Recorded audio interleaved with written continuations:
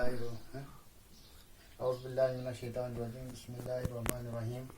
हमारा जो आज का टॉपिक है वो 8th क्लास के लिए हिस्ट्री सब्जेक्ट से लिया गया है। तो टॉपिक का नाम है वुमेन, कास्ट एंड रिफॉर्मर्स।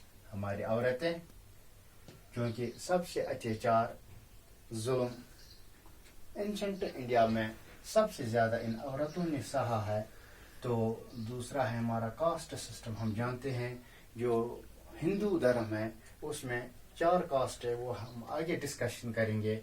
और रिफॉर्मर्स, फिर कौन से रिफॉर्म लिए गए, बेहतर तरीके कौन से ढूंढे गए कि जो कास्ट सिस्टम है, जो इन औरतों पर जुल्म हो रहा है, बच्चों पर जुल्म हो रहा था, तो जो डाउरी सिस्टम है हमारा, जो चाइल्ड मैरिज था, तो क्या रिफॉर्म्स किए गए। तो हम कुछ पॉइंट्स उठा लेते हैं। सबसे पहला जो हमारा इस टॉपिक का मेन बुनियादी मकसद है, तो क्या है, ये चैप्टर हमें क्या बता रहा है। जो हिंदुस्तान में कस्टम्स थे, कस्टमर्स क्या थे, तो customers in India during 19th century. हमारे जो हिंदुस्तान में कस्टमर्स थे, मुख्तलिफ तरीके थे, रीत थे। हिंदू मजहब में ब्राह्मण है, खिश्तरिया है, वेश है, उनको वहाँ पर डाउरी सिस्टम है, चाइल्ड मैरिज था, पर्दा सिस्टम था। तो इसी की बुनियाद पर मुख्तलिफ एवल्स थे। तो during 19th century social reform came forward. इसी को इराडिकेट करने के लिए, ख़त्म करने के लिए, जब उन्होंने देखा कि हमारे बच्चों पे जुल्म हो रहा है, औरतों पे जुल्म हो रहा है, समाज में जो इंफीरियर लोग थे, पुअर लोग थे, उनको अपना राइट नहीं दिया जा रहा था। इसके लिए मुख्तलिफ लोग आगे आए। तो उन्होंने कुछ अपने साथ रिफॉर्म्स लाए, जो एवल्स थे हमारे सोसाइटी में, उसको ख़त्म करने के लिए। तो पहला social religious reforms.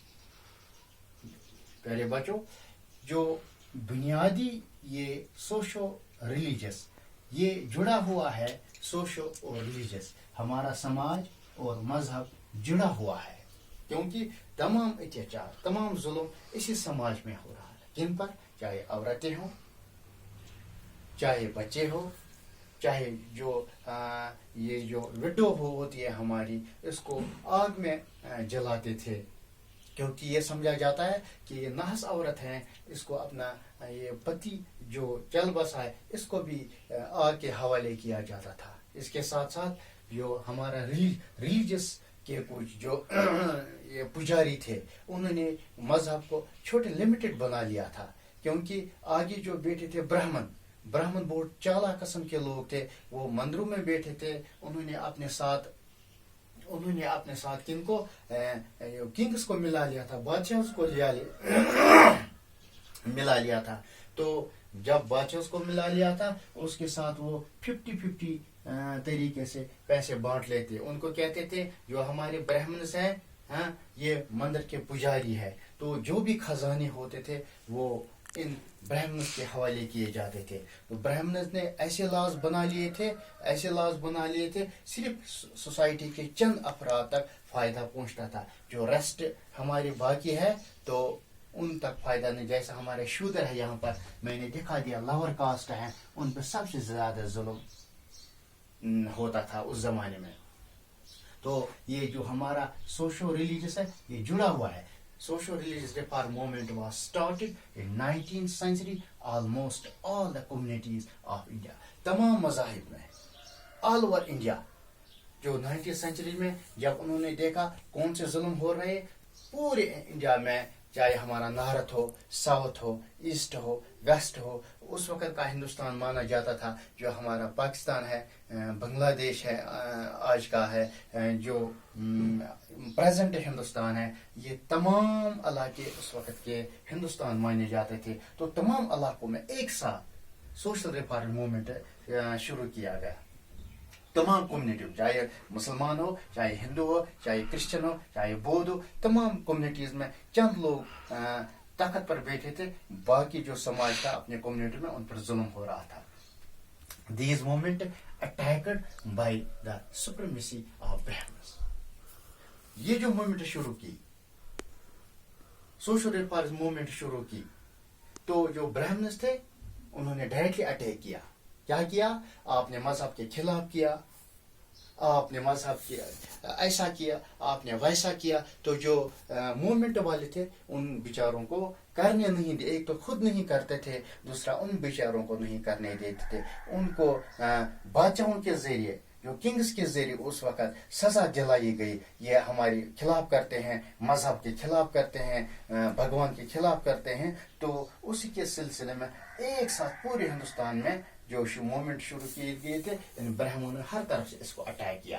Superstitions and fundamentalism, وہاں پر توہم پرستی بھی تھے. آپ کو ایسا ہوگا, آپ نے بھگوان کے خلاف کیا ہے, آپ کو ایسا ہوگا. اور بنیاد پرست جو تھے, جو کٹر پندی اس وقت تھے, فتوا دینے والے تھے, یا اور لوگ تھے جو ان کو ڈائریکٹلی اٹیک بنا لیتے. آپ نے ایسا کیوں کیا, آپ نے مذہب کے خلاف کیا ہے, آپ نے ایسا کیا تو ڈائریکٹلی آپ کو ایسا ہوگا. In religious and their aim is social life was eradicate caste system. یہاں پر میں ہائی لائٹ کر لیتا ہوں کاسٹ سسٹم. جو سوشل ریفارمرز تھے ان کا مقصد کیا تھا؟ ایک جو ہمارا کاسٹ سسٹم ہے, ہم جانتے ہیں ہندو مذہب میں 4 کاسٹ ہیں. ایک برہمن میں نے دکھا دیا, کھشتریا, ویش, شودرا. جو برہمن تھے یہ مندر کے پجاری تھے اور ان کو ہر ایک فیسلٹی تھی آس پاس. جو کھشتری تھے یہ سولیجرز تھے, ان کے لیے ڈیفینڈرز تھے. تو یہ اور یہ ایک ساتھ جڑے ہوئے تھے. اور یہ جو ویشز ہیں یہ ٹریڈرز تھے, ان کے لیے کماتے تھے, ہر ایک چیز ان کے لیے کماتے تھے. یہ 3 مل کر یہ ہندوازم میں یہ کاسٹ سسٹم بنایا. جو چوتھا تھا ان بیچاروں کا جن کے پاس تھا ہی نہیں کچھ, تو ان کو ہم شودراز یا لور کاسٹ کہتے ہیں. ان بیچاروں کو الگ تھلگ کیا گیا تھا. ایراڈیکیٹ کاسٹ سسٹم, چائلڈ میرج. ایک تو عورتوں کے ساتھ ظلم کیا جاتا تھا. کس بنیاد پر؟ جب عورت پیدا ہوتی تھی تو شروعات میں اس کو مار دیا جاتا تھا, زندہ جلایا جاتا تھا.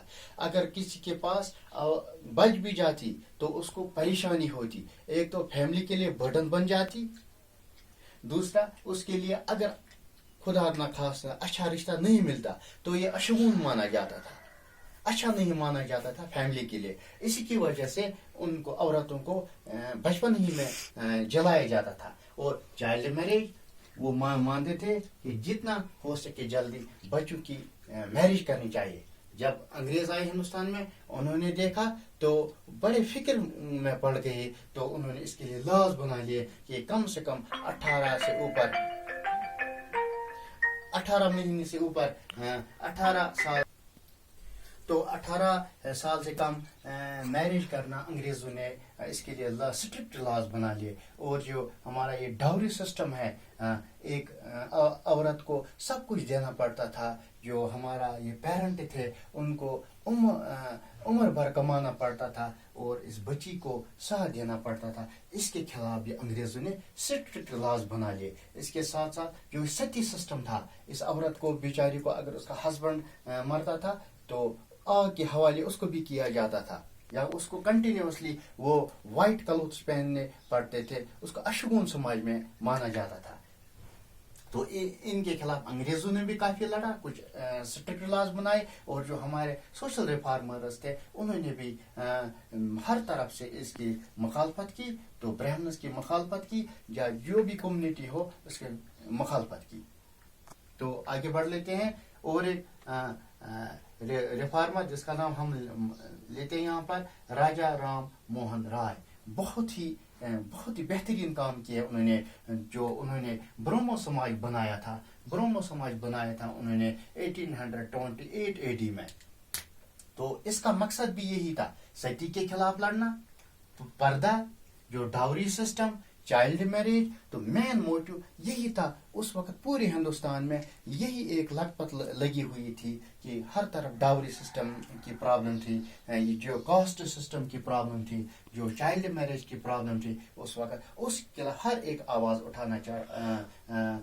اٹھانا چاہتا تھا. اسی سلسلے میں راجا رام موہن رائے نے بھی بہت ہی اچھا کام کیا ہے. اس کے ساتھ ساتھ ہمارا ہے اور ایک سماج جو بمبئی میں شروع کیا گیا تھا اس وقت 1862 میں یہ شروع کیا تھا جوتی با پولی نے. تو اس نے بھی اسی کے خلاف لڑا ہے. جو لور کاسٹ ہے, چائلڈ میرج ہے, ستی سسٹم ہے, پردہ سسٹم ہے, ڈاوری سسٹم ہے, مین موٹیو یہی تھا اس وقت کہ کیسے ہم ایراڈیکیٹ کر لیتے, کیسے ہم اپنے ہندوستان سے ان جو بد رسومات ہیں ان کو نکال دے, تاکہ کچھ اچھے لاز اس کے اگینسٹ لائے جائے, تاکہ ہمارا جو سماج ہے ترقی کر سکے, ہر ایک کمیونٹی ترقی کر سکے, ہر ایک کمیونٹی اپنے طریقے سے آگے بڑھ سکے. تو اس کے ساتھ ساتھ آریہ سماج بھی آیا. اس کا بھی مین موٹو یہی تھا. جو آریہ سماج جو ہمارا سوامی دیانند سرسوتی ہے 1875 AD میں اس نے یہ آریہ سماج بنا لیا تھا. اس کا بھی مین موٹو یہی تھا, چائلڈ میرج, ستی, پردہ سسٹم, ڈاوری سسٹم. مین موٹو اس وقت یہی تھا. اور سب سے بڑھیا جو ہمارا یہ کاسٹ سسٹم تھا, برہمن, کشتریا, ویش اور شودراس, ان کے خلاف لڑنا.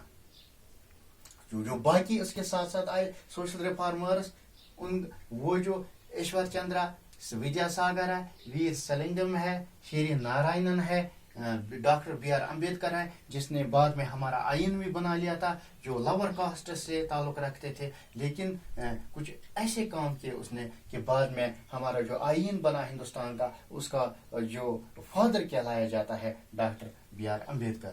تو ڈیئر اسٹوڈنٹس, تو آپ کو یہ چائلڈ میرج کا سمجھ آیا ہوگا. پردہ سسٹم جو ہمارا باقی جو ہمارے اتیاچار ہوتے تھے ہمارے عورتوں کے خلاف اس وقت, وہ تھوڑا سا آپ نے انڈرسٹینڈ کیا ہوگا. ہوپ دیٹ کہ یہ ٹاپک کچھ میں نے سمیٹا کچھ چند پوائنٹس میں, آپ کو سمجھ آیا ہوگا. باقی وسلام.